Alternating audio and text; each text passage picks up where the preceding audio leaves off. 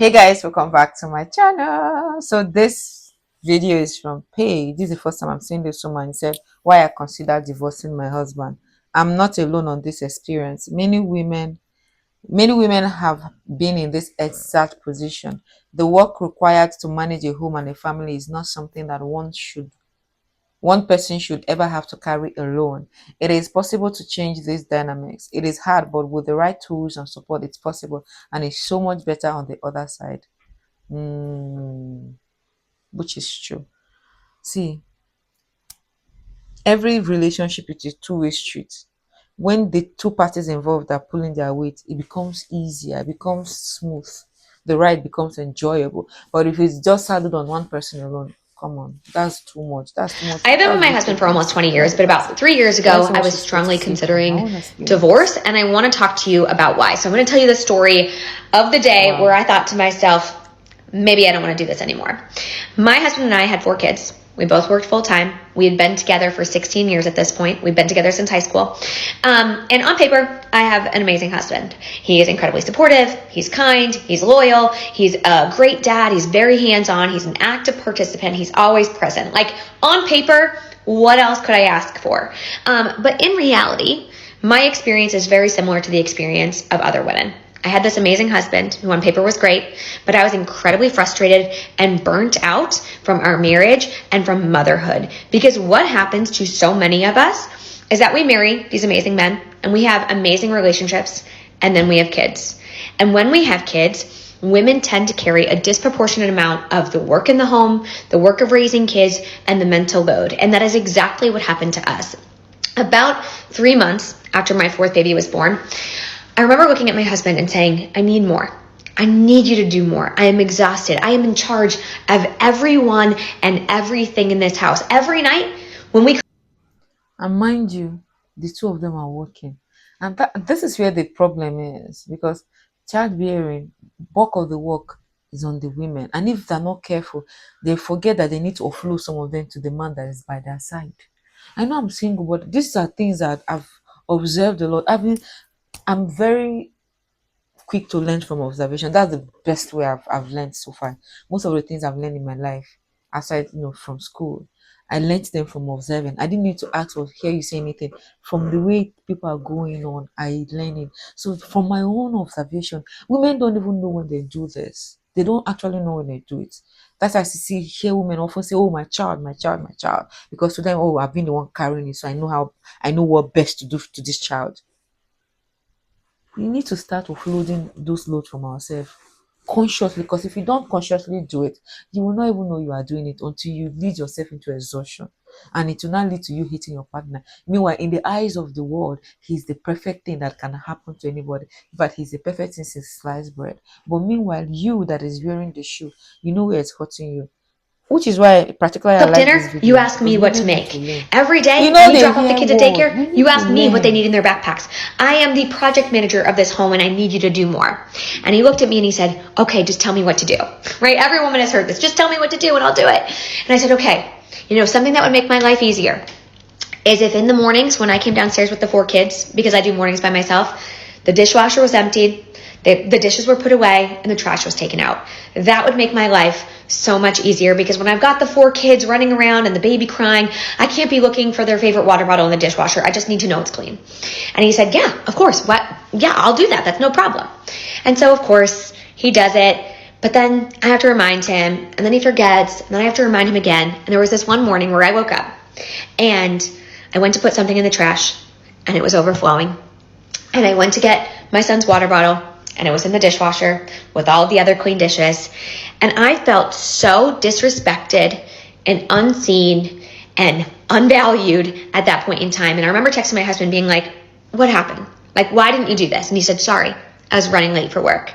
And I remember thinking, oh my God, he doesn't see me. Because what he's done has now made me late for work. And he doesn't care about that. He doesn't.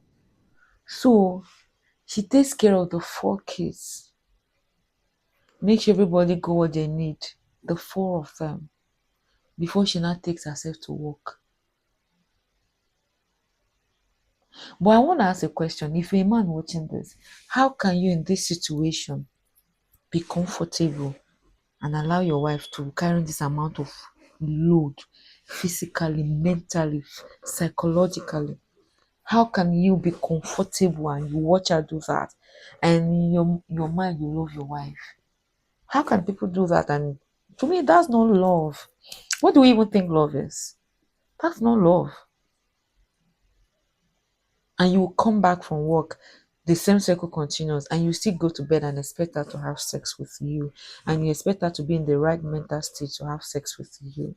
We need to start asking ourselves some questions. Doesn't care about the Like impact on me, and he doesn't how is this even see healthy how for the every woman? single thing in our home Ah, happens because I ask him to do it, or because I do it myself, or because I planned and organized it. The diaper bag is full because I filled it, right? I put the wipes in there. And I felt so frustrated, and I remember thinking, what's the point? What's the point of doing this with someone else? I might as well just do it alone.